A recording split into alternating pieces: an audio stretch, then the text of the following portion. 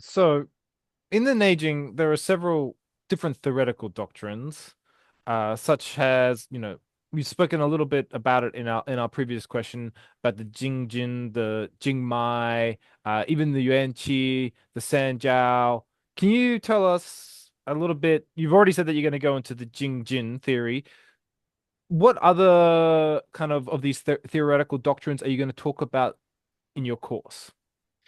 So, um, I'm going to talk about especially like Wei Qi and Yuan Qi because you can't really talk because Jing Mai uses also Yin and Wei, but it uses Yin and Wei usually in the aspect or the perspective of circulation in Yeah. in the vessels, right? Whereas Jing Jin uses this theories of Wei and Yuan Qi in a much broader perspective. And that broader perspective often is more related to B syndrome. Mm. And that B syndrome is a fixation, right? That fixation, that lesion, right? We prior was abscess. And so it kind of shows you how, just like when Wei Qi stagnates, how it can form an abscess, but how it can also form this Jing Jin lesion, right? Mm. This this knotted sinew, right? That causes a cluster of symptoms. For example, like the heart, Jing Jin can cause heart pain. Mm. That's not an external, um, you know, because often people when they think Jing Jin, they think pain. But no, it can also extend to internal medicine. They kind of just view it from a like you're treating just maybe like a certain area where they go or just kind of a local area, but you're Exactly. arguing for how do you say like a broader scope of application and even And even even kind of going into internal medicine. exactly, and even the local, as they say. So let's say you have pain in your elbow and you find tenderness in the elbow.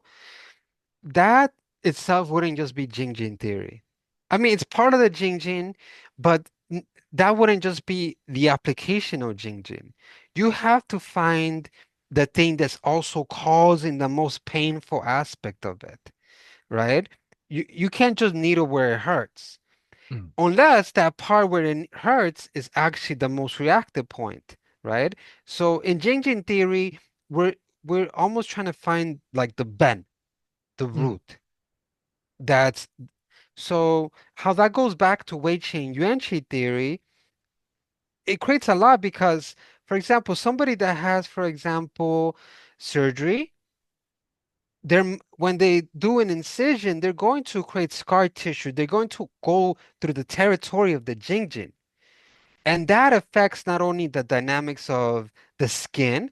Often, if you ever touch those people's surface, the area where they did the incision is often drier, right? It's harder, and the surface. And then internally, you also feel the scar tissue, and that scar tissue can even sometimes cause intestinal obstructions. Right. I've seen a good amount of patients that got surgery in the abdomen and then they had to do another surgery because the adhesion caused intestinal obstruction. Mm. That is easier explained through Jing Jin theory.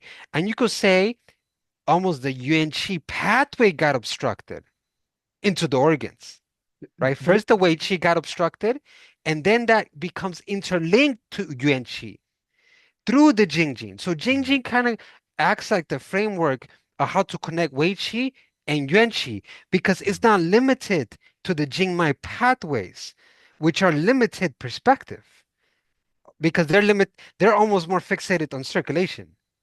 Do you know what's interesting? I was just thinking about the patient that you described, and that you know how many people have surgery these days or scar tissue. It feels like maybe this approach is actually even more applicable now than when it was written, given how many people Yes. are, suffering from these kinds of problems. Yes, and it's not like Ning Shu 11, the chapter in Jing Jin talks about cuts, but it's it's very obvious that's very applicable, Mm. right? And Jingmai theory well, it's applicable. It's just not as direct, I Mm, think. cool. Thank you so much, Ivan. Hmm